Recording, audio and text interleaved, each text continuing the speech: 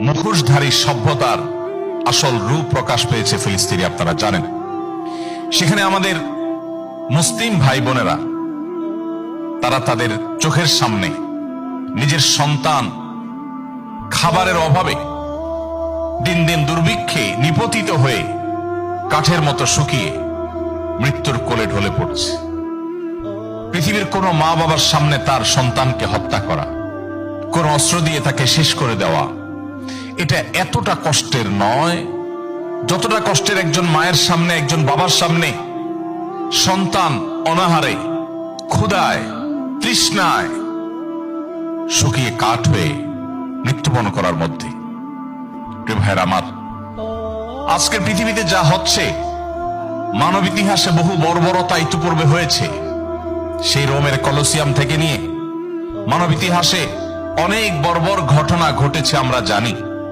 কিন্তু আজকের পৃথিবীতে যেটি হচ্ছে, ফিলিস্তিনের মাটিতে গাজায় যেটি হচ্ছে, এটি মানব সভ্যতার এক বিরল ঘটনা। ইতিপূর্বে মানব সভ্যতা এত নিকৃষ্টতম অমানবিক আচরণ, এত মর্মান্তিক পশুসুলভ আচরণ পৃথিবীতে ইতিপূর্বে কেউ কখনো দেখেনি। গোটা পৃথিবীর মানুষ যেন স্টেডিয়ামে বসে আছে, আর স্টেডিয়ামের ঠিক মধ্যখানে ছোট্ট একটি ভূখণ্ডে যেন কিছু মানুষকে তিলে তিলে শেষ করা হচ্ছে। যে মানুষগুলো খাবার নয়, গুলিকে ওয়েলকাম করার জন্য অপেক্ষা করছে। যে মানুষগুলো খাবার নয়, তারা যেন মরতে চাইছে, কারণ ক্ষুধার কষ্ট থেকে তারা মুক্তি চাচ্ছে। সমাজ ভাইয়ের আমার, আজকের পৃথিবী মানবতার অনেক লম্বা লম্বা সবক আমাদেরকে শোনায়।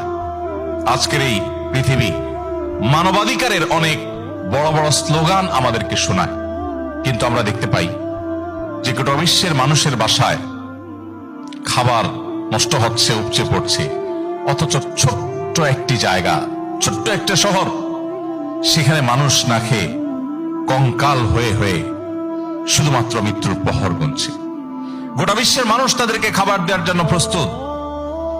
মানুষের একজন আসামি, একজন অপরাধী মানুষ হলেও কেউ, তারও মৃত্যুদণ্ড কার্যকর করা হলেও তার আগ মুহূর্তেও তাকে খাবারের সুযোগটা দেওয়া হয়। কিন্তু দিনকে দিন, মাসকে মাস, বছরকে বছর এই শহরের মানুষকে, গাজা শহরের মানুষগুলোকে না খেয়ে মৃত্যুর মুখে ঠেলে দেওয়া হচ্ছে, এবং গোটা পৃথিবীর মানুষ নির্বিকার চেয়ে চেয়ে দেখছে। এই যে মুসলিমদের কষ্ট, সেই কষ্টটা নিজের ভেতর থেকে অনুভব করা, সেই কষ্টটাকে ফিল করা, এই কষ্টটাকে ধারণ করা, এই কষ্ট